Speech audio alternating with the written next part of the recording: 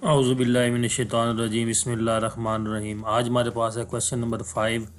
Question number 5 में लिखा हुआ है Mohsin keeps his books on single entry system.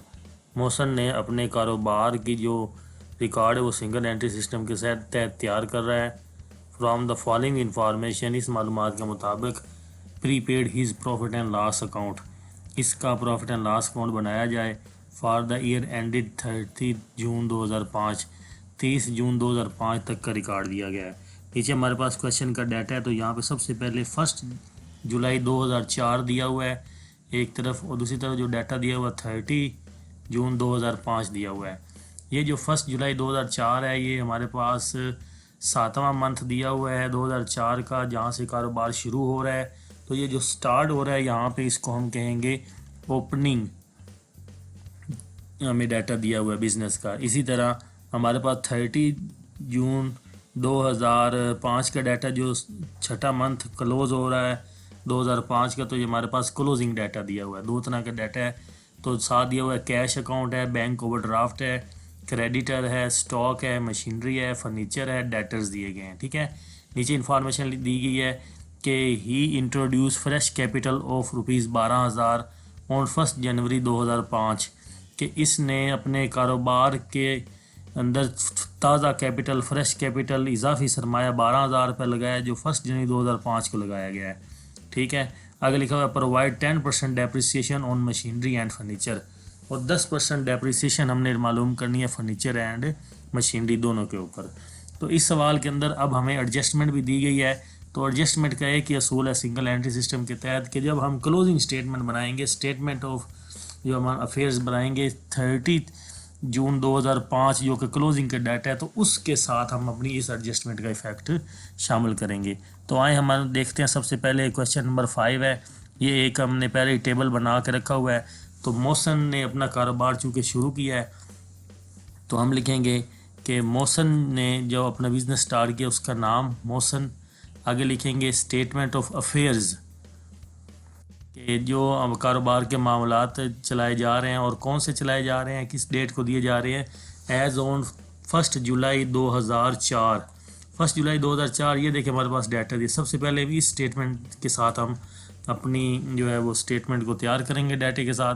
तो हमारे पास जो हेडिंग्स दी गई हैं वो हमारे पास कुछ ये दी हुई हैं। एसेट्स में दिए हुए हैं, अमाउंट है, लाइबिलिटीज़ है और अमाउंट्स दी गई हैं। तो सबसे पहले हमारे पास जो आइटम दिया हुआ है 1 जुलाई 2004 को, वो दिया हुआ है हमारे पास कैश। ठीक है, कैश हमारे पास एसेट अकाउंट है, इसलिए हम लिखेंगे कैश अकाउंट 4,000 रुपये। नेक्स्ट हमारे पास जो दिया गया वो बैंक ओवरड्राफ्ट है, ये हमारी बैंक ओवरड्राफ्ट लाइबिलिटी होती है। तो लाइबिलिटी साइड में हम लिखेंगे 1,500 रुपये हमारी लाइबिलिटी है। नेक्स्ट हमारे पास दिया हुआ है क्रेडिटर, ये भी एक लाइबिलिटी होती है, इसको भी लिखेंगे 14,000 रुपये हमने लोगों को अदा करना है। नेक्स्ट हमारे पास लिखा हुआ है स्टॉक 6300 रुपये है। स्टॉक हमारा एसेट होता है, तो हम एसेट को लिखेंगे 160,300 रुपीज़। उसके बाद लिखा हुआ है मशीनरी अकाउंट, तो मशीनरी हमारे पास बिज़नेस में 12,000 रुपये की है, तो 12,000 रुपये की मशीनरी आ जाएगी। ठीक है, नेक्स्ट लिखेंगे फर्नीचर 8,000 रुपये। फर्नीचर की जो वैल्यू है वो हमारे पास बिज़नेस में 8,000 रुपये है। और डेटर्स हमारा एसेट होता है, ये भी हमारे पास दिए हुए हैं 20,000 रुपये डेटर्स दिए गए हैं। तो हमने 1 जुलाई 2004 का डाटा यहाँ पे पुट कर दिया है। तो इसके मुताबिक हमने क्या करना है, एसेट्स की वैल्यू को जमा करेंगे तो हमारे पास बनेगा 50,300 रुपये। इसमें से माइनस करेंगे हम, लाइबिलिटीज़ दो दी गई हैं 1,500 रुपये और 14,000 रुपये। जब माइनस करेंगे तो हमारे पास जो पीछे बकाया बचेगा वो बैलेंसिंग फिगर हमारे पास होगा 34,800 रुपये।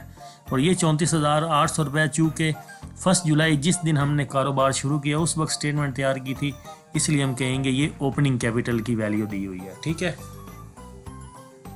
अब नेक्स्ट हम क्या करेंगे, नेक्स्ट हम जो है वो एंडिंग स्टेटमेंट को मद्देनज़र रखते हुए अपने सवाल को हल करेंगे। तो आइए देखते हैं किस तरह इसको एंडिंग स्टेटमेंट ऑफ अफेयर्स बनाई जाएगी, जो कि 30 जून 2005 को बनेगी। तो हमारे पास जो डाटा दिया गया है हमारे पास वो अब एंडिंग स्टेटमेंट बनेगी। इसलिए सबसे पहले एंडिंग स्टेटमेंट बनाते हुए लिखेंगे मोहसन बिजनेसमैन का नाम, फिर लिखेंगे स्टेटमेंट ऑफ अफेयर्स, वैसे ही लिखेंगे कि जिस तरह हमने पहले इसको लिखा था। और ये जो स्टेटमेंट ऑफ अफेयर्स बन रही है वो एज ऑन 30 जून 2005 को बन रही है। तो ये 30 जून 2005 का डाटा लेके हम इस दफ़ा हल करेंगे और इसके बाद हम हेडिंग्स बनाएंगे। हमारे पास दिए होंगे एसेट्स हैं, अमाउंट्स हैं, लाइबिलिटीज़ और अमाउंट पे कॉलम बन जाएंगे। ठीक है, तो अब जो चूँकि हम एंडिंग स्टेटमेंट बना रहे हैं, इसलिए एंडिंग स्टेटमेंट के अंदर हमने एक ही बात का ख्याल रखना है कि एडजस्टमेंट जो दी हुई हैं हमारे पास आइटम्स के ऊपर, वो एंडिंग स्टेटमेंट में कैलकुलेट की जाएंगी। तो देखिए, सबसे पहले हमें दिया गया है कि 30 जून 2005 को कैश 1000 रुपये, हम लिखेंगे एसेट साइड पे 1000 रुपये कैश। ठीक है, नेक्स्ट हमारे पास बैंक ओवरड्राफ्ट लिखा हुआ है 6000 रुपये, बैंक ओवरड्राफ्ट 6000 रुपये, तो हम लिखेंगे लाइबिलिटी साइड पे बैंक ओवरड्राफ्ट 6000 रुपये। नेक्स्ट हमारे पास क्रेडिटर, ये भी लाइबिलिटी है, तो ये भी हमारे पास बन रही है 12000 रुपये की, तो ये लाइबिलिटी हम 12000 रुपये की लिख देंगे। इसके बाद हमारे पास स्टॉक लिखा हुआ है 24400 रुपये, स्टॉक हमारा एसेट होता है 24400 रुपये, हम इसको एसेट को लिखेंगे। ठीक है, नेक्स्ट हमारे पास देंगे मशीनरी 12000 रुपये, और नीचे देखें एक एडजस्टमेंट दी हुई, provide 10% depreciation on machinery and furniture, machinery की वैल्यू लिखते हुए और फर्नीचर की वैल्यू लिखते हुए हमने एडजस्टमेंट करेंगे। यहाँ पे मैंने हाईलाइट किया हुआ है कलर, यहाँ पे हम एडजस्टमेंट लिख सकेंगे ताकि बच्चों को आसानी के साथ समझ आ जाए। तो देखें, मशीनरी की जो वैल्यू दी हुई है बिज़नेस के अंदर, मशीनरी 12000 रुपये लिखी है, तो हम सबसे पहले मशीनरी की वैल्यू लिखेंगे 12000 रुपये और उसके ऊपर 10% कैलकुलेट करेंगे। यहाँ पे लिखा गया है provide 10% depreciation on machinery and furniture, तो देखें 12000 का 10% बनेगा 1200 रुपये।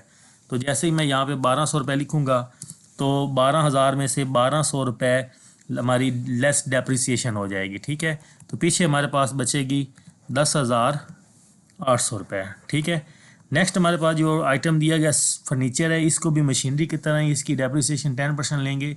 फर्नीचर की वैल्यू 30 जून 2005 को 8000 रुपये है, तो यहाँ पे हम लिखेंगे 8000 रुपये फर्नीचर, तो 8000 के ऊपर 10% उसने कैलकुलेट किया है, वो 800 रुपये बनता है, ये डेप्रिसिएशन है, हम लिखेंगे लेस 800 रुपये डेप्रिसिएशन। अब 8000 में से जब 800 माइनस हो जाएगा तो हमारे पास आंसर आ जाएगा 7200 रुपये। ठीक है, ये हमारे पास डेप्रिसिएशन आ चुकी है। नेक्स्ट जो लास्ट आइटम हमारे पास दिया हुआ है वो लिखा हुआ है डेटर्स 28000 रुपये, तो हम लिखेंगे डेटर्स की वैल्यू जो है वो 28000 रुपये। ठीक है, तो इस तरह हमारे पास ये एंडिंग स्टेटमेंट के ऊपर 2 एडजस्टमेंट के साथ हमने इफेक्ट्स कर दिए हैं। तो हमारे पास जो सवाल तैयार हुआ है वो क्या लिखा हुआ है कि हमारे एसेट्स को हम जमा करेंगे तो वो आएगा 31400, इसमें से 2 लाइबिलिटीज़ हैं 6000 और 12000 माइनस करेंगे तो वो हमारे पास पीछे बच जाएगा 53400, 53,400 रुपीज़ जो है बच जाएगा। ठीक है, तो इसको हम लिखेंगे बैलेंसिंग फिगर, जो कि लिखा जाएगा क्लोजिंग कैपिटल। तो यहाँ पे हमने एंडिंग स्टेटमेंट ऑफ अफेयर्स बनाई है जो एज ऑन 30 जून 2005 को तैयार की गई है। नेक्स्ट हम जो बनाएंगे वो हम बनाएंगे प्रॉफिट एंड लॉस अकाउंट बनाएंगे। ठीक है, तो प्रॉफिट एंड लॉस अकाउंट चूँकि सिंगल एंट्री सिस्टम के तहत बनाना है, इसलिए आइए देखते हैं कि हम प्रॉफिट एंड लॉस अकाउंट को किस तरह मुकम्मल करेंगे। जी, अब हम बनाएंगे profit and loss saving account. तो सबसे पहले बिजनेसमैन का नाम लिखेंगे, मौसन उसका नाम है, statement of profit and loss account for the year ended 30 जून 2005। तो इसके बाद जो हमारे पास हेडिंग्स आएंगी वो हमारे पास हैं, डिटेल्स हैं, अमाउंट है। तो सबसे पहले हम क्या करेंगे, हम लिखेंगे अपना जो हमने कैलकुलेट किया था statement of opening statement of affairs जो बनाई थी, उसके अंदर हमने कल जो ओपनिंग कैपिटल निकाला था वो निकाला था 34,800 रुपये। और आपको याद होगा हमने स्टेटमेंट ऑफ अफेयर्स जो एंडिंग बनाई थी उसके अंदर हमने जो क्लोजिंग कैपिटल की वैल्यू निकाली थी वो 53,400 निकाली थी। तो सबसे पहले स्टेटमेंट ऑफ अफेयर्स में हम लिखेंगे जो 53,400 रुपीज़ एंडिंग स्टेटमेंट में निकाला था उसको हम सबसे पहले लिखेंगे। तो यहाँ पे आपके पास ये एंडिंग स्टेटमेंट है जिसके अंदर हमने इसको क्लोजिंग कैपिटल की वैल्यू 53,400 रुपीज़ दी गई है। तो हम लिखेंगे 53,400 रुपीज़ आपका बन जाएगा स्टेटमेंट ऑफ अफेयर्स एंडिंग के पैसे। ठीक है, नेक्स्ट हमारे पास जो बचेगा वो है ड्राइंग्स। सवाल के अंदर ड्राइंग्स नहीं दी हुई, ऐड ड्राइंग्स करती हैं वो हम ज़ीरो कर देंगे। तो जब 54,000 में ज़ीरो जमा होगा तो 54,400 रुपीज़ वैसे का वैसा ही आ जाएगा। तो नेक्स्ट हमारे पास दिया हुआ ही इंट्रोड्यूस ए फ्रेश कैपिटल 12,000 रुपये। तो 12,000 रुपये हम फ्रेश कैपिटल यहाँ पे लेस करेंगे, लेस फर्दर कैपिटल भी इसे कहते हैं, फ्रेश कैपिटल भी कहते हैं। तो 53,400 में से जब 12,000 माइनस करेंगे तो हमारे पास आंसर आएगा 41,400 रुपीज़। नेक्स्ट हम इसमें से ओपनिंग कैपिटल जो है हमने जो पहली स्टेटमेंट ऑफ अफेयर्स बनाई थी उसको हम माइनस करेंगे। तो देखिए ओपनिंग स्टेटमेंट ऑफ अफेयर्स में हमारे पास ओपनिंग कैपिटल कितना दिया गया है, तो वो हमारे पास दिया गया है 34,800 रुपीज़। ये हमने एज ऑन 1 जुलाई 2004 को जो बनाई थी ओपनिंग स्टेटमेंट 34,800 रुपये, ये हम इसके अंदर पुट करेंगे। तो हम लिखेंगे 34,800 रुपये लेस करेंगे ओपनिंग कैपिटल के तौर पे। ठीक हो गया। इसके बाद हमारे पास जो आंसर आया 41,000 में से माइनस किए 34,800, तो 6,600 रुपीज़। ठीक है। तो इसके बाद लेस करेंगे इंटरेस्ट ऑन कैपिटल, चूँकि सवाल के अंदर नहीं जिक्र हुआ इसका, इसलिए उसको भी हम ज़ीरो कंसीडर कर लेंगे। तो हमारे पास जो लेस होगा इंटरेस्ट ऑन कैपिटल भी, तो हमारे पास नेट आंसर आएगा नेट इनकम या नेट प्रॉफिट 6,600 रुपीज़ आ जाएगा। ठीक है, 6,600 रुपये। तो मैं दोबारा बता देता हूँ, एंडिंग कैपिटल की वैल्यू आपने एंडिंग स्टेटमेंट से लेनी है, ड्राइंग सवाल में दी हुई नहीं थी इसलिए ज़ीरो कर देंगे। फर्दर कैपिटल जो है या फ्रेश कैपिटल 12,000 रुपये सवाल में दिया हुआ है। ओपनिंग कैपिटल हमने फर्स्ट स्टेटमेंट में कैलकुलेट किया था 34,800, वो लिख देंगे और लेस इंटरेस्ट ऑन कैपिटल कर देंगे, जो कि सवाल में दिया हुआ नहीं इसलिए कुछ ज़ीरो कंसीडर करेंगे। तो हमारे पास आंसर आएगा नेट इनकम या नेट प्रॉफिट 6,600 रुपीज़।